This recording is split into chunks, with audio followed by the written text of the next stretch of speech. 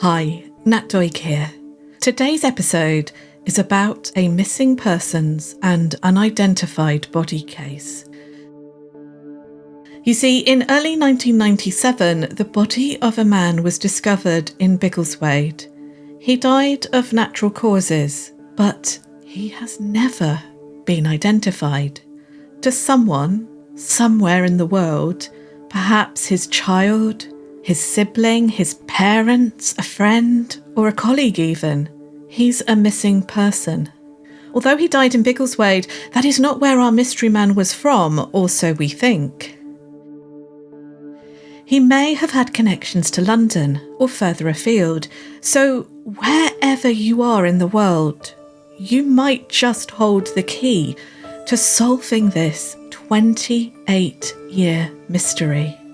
A new appeal has been launched by the charity Locate International to find the identity of Biggleswade Man. And so it seemed timely to release an episode about this case. This episode does contain discussion of death and terminal illness.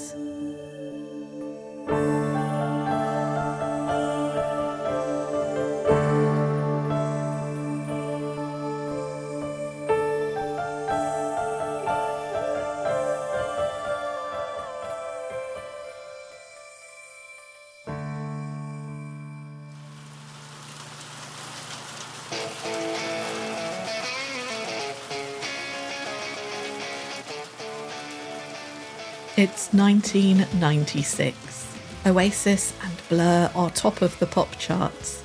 Britpop is taking the world by storm, along with the Spice Girls. The PlayStation is the latest games console. John Major is the UK Prime Minister, though Tony Blair is waiting in the wings. And in the wider world, Bill Clinton is the US President, and the 26th Summer Olympics take place in Atlanta, Georgia. Tupac is shot dead in Las Vegas. And Kofi Annan is elected Secretary General of the UN. In Biggleswade, it's drizzling. Green King's Brewery is still operating in the town. The pubs, however, close in the afternoon. And Biggleswade is considerably smaller than it is today. Sleepier. The youngsters of the town think it's dull. A group of boys of about 13 or 14 are hanging out at the new bus station. It's dry and has toilets, and if anyone comes along and asks what they're up to, they can just say they're waiting for a bus. They're bored. They're telling jokes and moaning about school and swapping strategies for Tomb Raider and Wipeout. Shuffling out of the drizzle comes old Ragbones. Well, that's what the kids call him. He's old to them, that indefinable adult age of over 40, just old. He has a straggly grey beard and hair.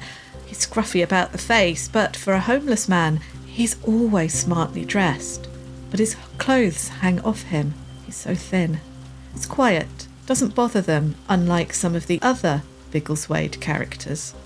He sits near to them, but not with them, giving the boys some privacy and respect. He sips rum from a bottle hidden within a brown paper bag, like a hobo in an American TV show, the boys think. Most of the other bus station drinkers don't care who sees what they're drinking.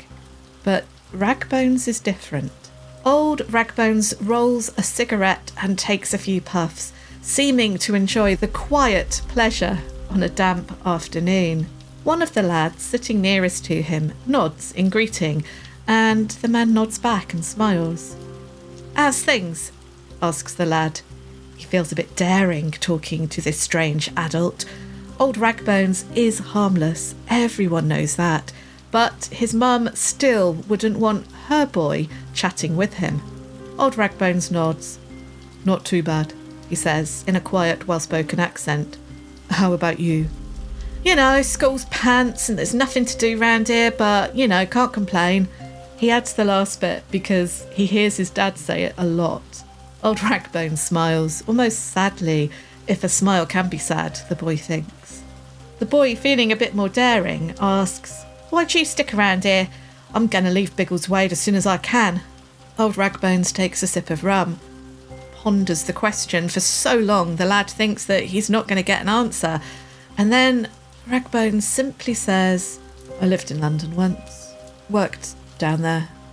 And that's it. No more explanation is needed.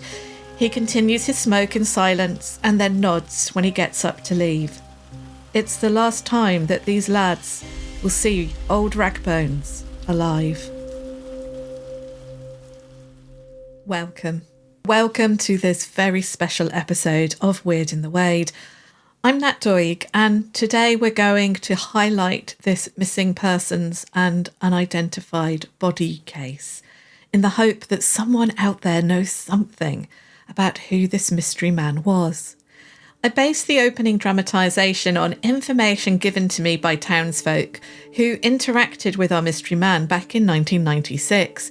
He was known as Old Ragbones to the kids. We know that conversations like this happened, but over the passage of time, memories have worn around the edges, and there is so much that we don't know about this gentle and often described as quiet and sorrowful man. Although he was homeless, he lived in a makeshift camp and possibly made camp in various other places around Bedfordshire on the outskirts of towns and villages. He appeared to have chosen that life, or so locals believed, living an itinerate life, taking on odd jobs, sharpening tools, moving from farm to farm on a distinctive green lady's bike. The bike had sharpening tools attached to it, including a large sharpening wheel on the back. This itinerate way of life was far more common in the early and mid-20th century than it is today, and it was certainly dying out in the 1990s. But maybe also our views on homelessness have also changed. Did you know that in the UK there are 13,000 long-term missing and unidentified people, according to the charity Missing People? 170,000 people go missing every year. It's a staggering number. The majority of missing people are located, but those who aren't leave in their wake a terrible, unresolved loss to their loved ones and their friends. And Old Ragbones, or Biggleswade Man, as Locate International are calling him, must have had family, friends, colleagues even, who remember him and wonder what on earth happened to him. In today's episode, first of all, I'm going to tell you the facts of this case, what we know for sure, and some actors are going to read out statements from one of the young lads who discovered Old Ragbones' body, and also the first police officer who was on the scene. Then I'll share with you some of the rumours and the tales which swirled around our mystery man. We'll look at a couple of characters who he may have been confused with in subsequent years. On the show blog, weirdinthewade.blog, you'll find images and details about this case and where to report any information that you might have. Also, at the end of the show, I will tell you who to get in touch with and how to get in touch with them if you have any information that could be useful. I'll also flag throughout the episode areas where information is desperately needed, or who might possibly hold that information. I'll ask questions, and if you think you might have an answer, please do reach out to Locate International or Bedfordshire Police. Remember, these details of how to do that are on the show blog, weirdinthewade.blog. The facts. We don't know when Old Ragbones rolled into town, or Bedfordshire for that matter, and started his itinerant life. In fact, that might be a useful piece of information. If you remember Old Ragbones being in Biggleswade or the surrounding area before 1996, it would be very useful to know that. But a word of caution, please listen to the later section about the other similar characters to our mystery man who had been resident in the area for a much longer period of time and are often confused with Old Ragbones. But what we do know is that on Thursday, February the 6th, 1997, some schoolboys who were playing truant discovered Old Ragbones' body Here's what one of the young lads, now in his 40s, told me about that discovery. His words are voiced by an actor. In 1997, I was 14 years old. We found the body of old Ragbones in a makeshift tent down by the wreck, quite close to the A1 cow tunnels, just off the track that leads to the cow tunnels. He'd made a makeshift shelter over a small tent that he'd passed away in. It was quite scary to find old Ragbones' body, especially a dead body. No support was offered. As you say, things back in the 90s were so different to today's world. Today, there's support offered after trauma. I personally only knew of old Ragbones from hanging round the town centre, the bus station. It was a popular meeting place, as it was sheltered and had seats and toilets. Ragbones would occasionally stop, sit with us. He drank rum out of a paper bag and often smoked roll-ups. He never really said much, but he did mention he used to live and work in London. He was a sad-looking man, very quiet and didn't say much. He did look scruffy in the face, but always dressed smart. Since his death, there's been a few posts and info on the news. People have reached out to me. Someone must know who he is. I was also fortunate enough to receive a statement from the police officer who was first on the scene. He's now retired from the police, and an actor also reads his statement. I was working in the scene of crime office at Biggleswade police station at the time. From memory, I think I was in the front office dealing with a stolen car when two young boys came running in, saying that they had found a body. As all units were busy, the sergeant asked if I would go with them to see what they were on about. I went with the youngsters and they led me to a small copse of trees near to the A1. This was at the rear of Franklin's recreation ground. There was a small encampment where it was obvious that someone was living. Here, sadly, we found a small shelter, and it is also here that we discovered the deceased. He was lying under the makeshift tent with his feet visible. His feet were sticking out from under the covers, and from this it was obvious that he had died. Later, it was determined he had been in this state for about 2 weeks. I was the first police officer on the scene, and it was treated as a crime scene until the autopsy was completed. I don't think there was an extensive investigation once the cause of death had been established. The autopsy report gave us the cause of death as a brain tumour, so natural causes. I think I attended the autopsy, which happened a couple of days after he was found. I was there to ensure continuity with the investigation. His details and description were circulated and then passed to the Missing Persons Unit at Greyfriars Police Station, which was normal practice at the time. I did know of the deceased, but I hadn't been aware of his nickname, which was Old Ragbones. I knew of him because he was often in the town centre area and he must have been checked by police at some time, but no connection could be made back to who the man really was. There were quite a few police officers based in Biggleswade at the time, but as far as I can remember, no one could identify him by name or where he had come from. This was, as far as I can recall, the only case in my career as a police officer where we were unable to identify the deceased. I worked on several missing persons cases, but they would almost always turn up in a few days. As for this poor fella, somebody must know who he was. Now, the place where Ragbones' body was found, where he'd lain for 2 weeks without being disturbed, it seems, is very close to the A1, as is mentioned in the statements. It's on the edge of a field. There are trees and there are cow tunnels, which are there so that the cows can safely pass from water meadow to the fields on the other side without crossing the A1. It's loud with traffic. Even in the 1990s, the A1 would have been an extremely busy road. But it's also not far from the river. There's plenty of birds, wildlife. It's a strangely peaceful spot, considering it's so close to the A1. There's something hypnotic about that white noise of traffic, of the river, and of the nearby weir. It's also not far from the recreation ground. So on warm or clear winter days, you can hear the shouts and laughter of children as you walk in that area. It's also opposite where Biggleswade Castle once stood.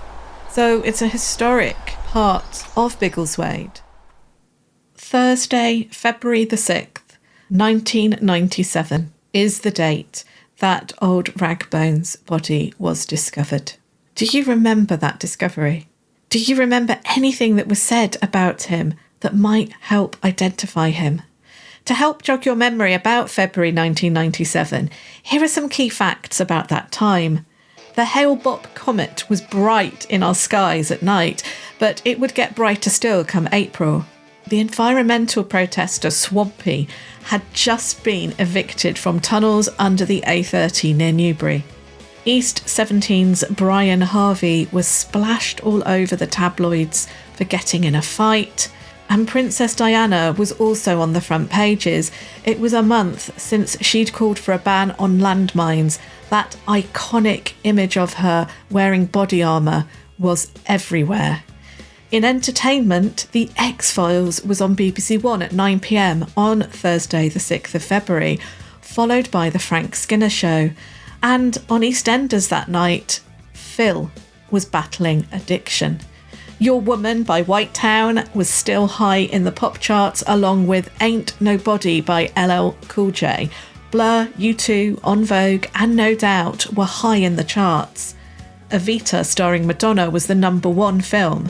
There was great excitement for the release of the Nintendo 64, which happened on the 1st of March 1997. And in sport, Dennis Bergkamp was rumoured to be the highest paid footballer in the Premiership on what was then a staggering £50,000 a week wage package at Arsenal.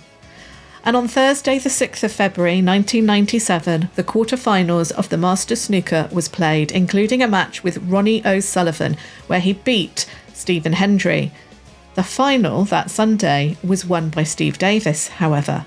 And in Biggleswade, that week the funeral of a well-known and loved townsman, Bruce Odell, was held. He had worked in Biggleswade Brewery for almost 50 years. There was also headline news in the local newspapers about school children from Samuel Whitbread Upper School being stranded miles from home due to bus problems. That was the time that our mystery Biggleswade Man, old Ragbones' body, was found. He'd been dead for around 2 weeks, it was estimated. So the illustrations that we have of him are just that. They're illustrations, not photographs. He's described as being a white European male, possibly in his 50s, though I have seen a very sad estimate of between 40 and 100. That's not an uncommon estimate for deaths of unidentified homeless people who have been sadly deceased for some time before being found. But 50 seems to be a sensible estimate, meaning our mystery man could have been born in the 1940s, but possibly the 1930s, or later in the 1950s. He wasn't tall, at around 5'4", and he was slim. In fact, he weighed only 5.5 stone at his death. He had blue eyes and grey collar-length hair and a full beard. There are illustrations on the blog, weirdinthewade.blog, showing him with and without the beard. He's also described as having bad teeth. I'm guessing from decay, but also possibly they were uneven. He did have a very distinctive tattoo on his arm, and we think it's his lower arm. And tattoos were far less common back then, particularly in men of his age. A picture of this tattoo is also on the show blog. It's a heart with a woman's face above it, almost coming out of the heart. The face is very distinctive. She's wearing either sunglasses or a blindfold, and she has curls of black hair piled up on top of her head. There's a banner across the heart with a word on it, possibly a name, which is sadly obscured. It could say Patsy, Patty, Betsy, or Betty. Do have a look at it. There's something about it that seems familiar to me. Is it a pop culture reference? Or someone close to him? When he passed away, our mystery man also had with him an accurate chronographic watch with a broken silver or stainless steel strap. Chronographic watches are the ones with extra dials on the watch face. I found a pre-1990s accurate chronographic watch with a main face and then smaller stopwatch dials, a 24 o'clock dial and a days of the week dial on it. This watch would have been expensive at the time, and Accurist was a brand worn by celebrities in the 1960s, like Twiggy and the Beatles, as well as royalty. Our mystery man was found wearing a gold or yellow metal signet ring, and he was dressed in a black blouson zip-up jacket with a grey wool lining, a black crew neck jumper, and black t-shirt and trousers. In life, he didn't share his name with those he met, and he had no identification with him when he died. He was a quiet man and kept himself to himself. He worked sharpening tools at local businesses and farms for food and possibly cash in hand. He was known to frequent Biggleswade, Sutton, Langford, Astwick and Clifton. Finally, his cause of death was a brain tumour. We'll look at that in more detail in a moment, and the rumours which circulated around him in connection with this illness. But here are some questions I have for you. Do you recognise that tattoo? What about the description and images of our mystery man along with that chronographic watch? Did old Ragbones visit your farm or business or pub? Did he ever let slip anything about his identity? Remember, he was short, a slight man, quiet, polite, and well-spoken. Do you remember his distinctive green bike with sharpening tools on it? Did you ever see that bike after February 1997? We're not even sure if it was found with his body. I have heard reports that he would even ride that bike along the busy A1. If you have any information that might be useful, please contact Locate International or Bedfordshire Police. Details are on the blog and also at the end of this episode. And here's an anecdote about our mystery man from a Biggleswade woman named Angela. I remember him and the news when he was found. Before he passed away, I was in town one day with my two daughters, aged 8 and 4 at the time, and he stopped and he said, "Beautiful children," and gave them 10 pence each.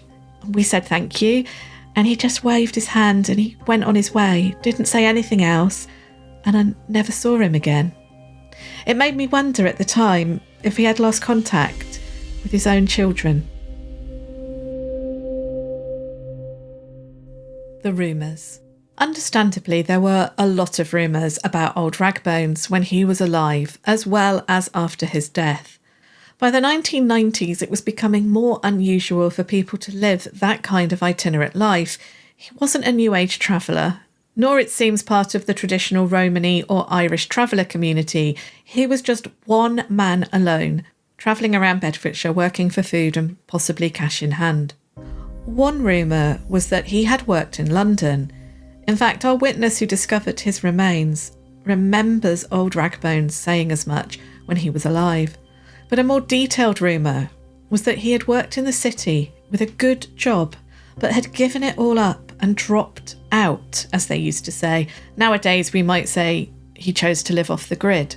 He chose this life because he had been given a diagnosis of a terminal illness. We know he died of a brain tumour. If it's true that he knew he had a terminal illness, and to get that diagnosis, he must have sought hospital treatment, at least. And if the rumours are correct, then he may have sought medical advice in London. Were you working in a London hospital or GP surgery in the late 80s or 90s? Did you have a patient diagnosed with a terminal brain tumour or cancer who left without receiving or completing treatment? And it doesn't have to be London. Please look at the images of Biggleswade Man. Does he look familiar to you? It's a sad and poignant story, almost romantic. He wanted to spend his last years by himself, away from the city, living close to nature and the land. Maybe he thought he was sparing friends and family the grief of witnessing his illness. But those friends and family are probably wondering what on earth happened to him. And if he did want to be close to nature and the land, why did he choose Bedfordshire? Why Biggleswade? Did he have a link to the county or the town? If he is on the older side of that age estimate, and in fact was in his late 50s or 60s when he passed away, could he have been evacuated to Bedfordshire as a child in World War II? It's just a thought. But as the current estimate puts his age at 50, he'd have been too young to have been alive in the war. Another reason for why our mystery man, who it's claimed once worked in the city, might have dropped out is financial. After the crash of the late 80s and the recession of the early 90s, many people lost their jobs, homes or businesses. Was he a victim of the volatile financial situation? But one detail of Biggleswade Man's description makes me wonder if he'd been homeless for longer than, say, a year or so. His teeth are described as bad, but I'm not sure how long without a toothbrush and access to a bathroom regularly would lead to teeth becoming bad. Could his disease, the brain tumour or cancer, have caused damage to his teeth as well? Maybe they were just crooked. They look like they're crooked in the illustration. I think our best lead in relation to Biggleswade Man, relating to him having a brain tumour, is along the medical lines. Again, if you worked in that medical field in the 1980s or 90s, please have a look at his image. Does it ring any bells for you? Another rumour, but this is based more on old Ragbones' circumstances than anything we think he said, was that he could have had links to the military. This is mainly because of his tattoo, which, as I mentioned earlier, was less common than they are today, especially on men of his age. But there's always been an association of tattoos with the Navy and other armed services. And sadly, many service personnel, when they leave the stability of the military, struggle in civilian life. I remember as a child hearing tales of former airmen who had lost their way on Civvy Street. Divorce, alcoholism or depression seemed to haunt many after leaving the forces. Was that old Ragbones' story? Another rumour was that he was on the run or in hiding. This was mainly because he was so tight-lipped about his name or where he was from. A man with no name or backstory will attract rumour and conjecture. Had he left prison with nowhere else to go? Was he in hiding from the law or other criminals? This rumour does seem a little far-fetched, and it is only based on the fact that he was private and a quiet man, but maybe there is some truth in it. The mix-ups. Now, is often the case, there has been some confusion between different homeless or itinerate men who moved around the Biggleswade area in the late 20th century. I've tried to disentangle old Ragbones from some of these other characters who he has been confused with locally, one of whom led a most remarkable life. Jim Loveridge, the scissor grinder. Jim Loveridge was an itinerate scissor or tool grinder who plied his trade around the villages and towns of Bedfordshire, North Hertfordshire and South Cambridgeshire from at least the 1960s until the late 80s. It's easy to see how both men have been confused with each other, but Jim was tall and our mystery man was 5'4". I get the impression Jim was also a very strong and sturdy man who'd worked on the land for most of his life. Our mystery man was slight, skinny even. That's why he was given the name Old Ragbones. Jim, I believe, was born in 1909 to a Romany family. He travelled the counties of the south and east of England in an old gypsy wagon pulled by horses for the first half of the century. He'd follow the seasonal work with his family, hop picking in Kent, sugar beet harvesting in Bedfordshire, and fruit picking. A forgotten way of life. After the war, he told a journalist that the traffic became too bad on the roads to keep a horse-drawn wagon safe. At some point in the 50s or 60s, he moved to a modern caravan.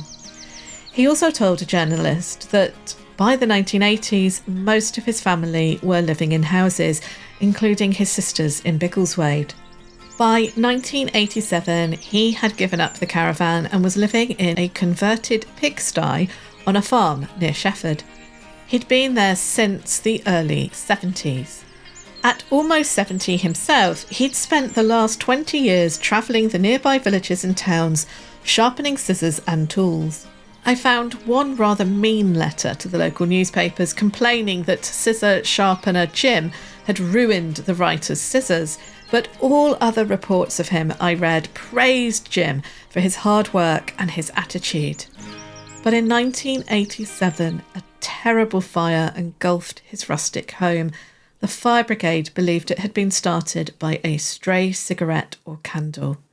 Jim survived the fire, but had third-degree burns. A week after his ordeal, he was in Bedford Hospital, but making a good recovery and was in good spirits, the newspapers reported. He'd had many visitors. I may have found a death record for him, though. A year later, in Bedford, a man with the name Herbert James Loveridge Cullett was buried. It would be the church where patients who die in hospital and have no preference to be buried elsewhere would be buried. And I believe, like Loveridge, Cullett is also a Romany name, but I can't be sure 100% that this is him. If Jim Loveridge did survive his burns and was still plying his scissor sharpening trade in 1997, he'd have been scarred by those burns, almost 80. And so I think it's safe to say that if you remember a tool sharpening man who was small, wiry or skinny, who was active in the 1990s, then it is most likely our Biggleswade Man, old Ragbones, and not Jim Loveridge. But I'm very glad that I learnt about Jim's life through researching this case. Test Tube Tim. There also appears to have been another homeless man with a beard who was often seen around Sandy and Biggleswade in the mid-90s. The kids nicknamed him Test Tube Tim. No one really knows why. Apparently, calling someone a test tube baby was an insult in Biggleswade in the mid-90s. And the rumour was that Test Tube Tim had been a teacher who had had a breakdown of some kind. But others say Test Tube Tim was just another name for old Ragbones. Now, I've also seen claims that Test Tube Tim is still alive and living elsewhere in Bedfordshire today. But as often with children, it could be that some youngsters did call old Ragbones Test Tube Tim as well. It just seems to have been a nickname applied to homeless people in the area. If you're one of those youngsters from the 1990s and think that you may know something about our mystery man and think it's who you called Test Tube Tim, remember this. Old Ragbones, Biggleswade Man, who died in February 1997, was 5'4" and very skinny. He was well dressed, but with a scruffy beard and longer hair down to his collar. The investigation. Now, of course, many people have asked me about the investigation into the identity of old Ragbones, and one of the questions that crops up is, what about DNA? Now, I'm sure many of you listening will be wondering about DNA tests and also genealogy searches. They have been instrumental in recent years in identifying missing people, but also solving crime. Now, I don't know if the police took samples of DNA in 1997 as routine, but they did check for fingerprints and run the other usual tests in an attempt to identify Biggleswade Man. I've counted at least 3 separate appeals as well since 2010 for information about his identity. Now, DNA testing was much more simplistic in the late 90s than it is now, and there certainly weren't the databases that exist today. So for now, this appeal is for information rather than a DNA investigation. The more we find out about him the old-fashioned way, the more likely science will be able to help if we get a suggestion of who he was. Biggleswade Man, or Old Ragbones if you prefer, was buried in an unmarked plot in Biggleswade Cemetery. The family of a neighbouring grave remember his burial there, and there used to be a temporary marker, not a headstone, which read, "Unknown, white male." The same family keep his plot free from weeds and respectable. A recent photograph showed holly and flowers on his grave, I assume left by the same family whose relative is buried next to him. I will be visiting his grave this week. What next? If you have any information, even if it's something really small or you think insignificant, please do get in touch with Locate International, who are currently running the appeal on Biggleswade Man. Details are on the blog at weirdinthewade.blog. Locate International is a charity which has 208 active volunteers, and in 2024 they contributed 18,840 hours of work. The same year they reviewed 264 cold cases, 174 unidentified people, and 90 missing persons cases. They submitted matches for 10 unidentified people and are awaiting review from the appropriate authorities for these matches. They also resolved 30 missing persons cases. Here are some of the questions I've asked you today throughout this episode. Do you remember when old Ragbones arrived in Biggleswade? Do you remember him being in Bedfordshire before 1996? Remember, he was short and very slight. Do you remember seeing his distinctive green bike with tools on it? Did you see that bike before 1996 or after February 1997? It doesn't seem to have been found with his body. Did you ever speak with old Ragbones in a pub, in town, whilst he sharpened tools for you? Did he ever let slip a name or where he'd lived before? Did you work in the medical field or at a hospital or surgery during the late 80s or 90s? Do you remember a man who looked like our Biggleswade Man seeking treatment or advice for a brain tumour or cancer, who then just disappeared? He clearly didn't complete treatment, if he ever started it, for the condition. This could be in London or around the southeast or potentially anywhere in the UK or further afield. Do you recognise that distinctive tattoo of the heart with a face?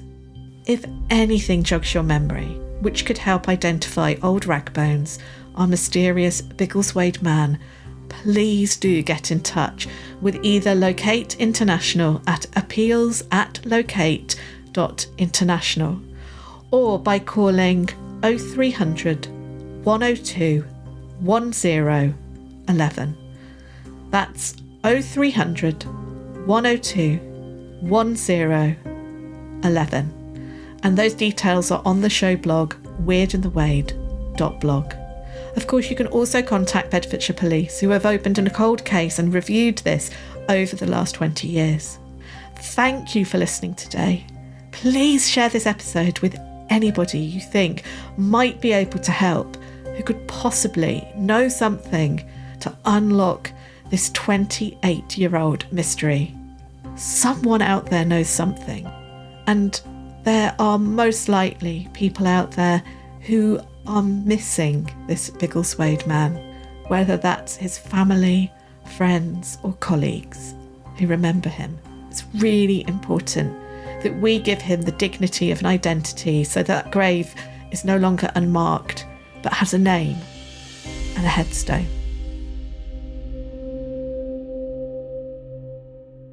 Thank you so much for listening to this special episode of Weird in the Wade.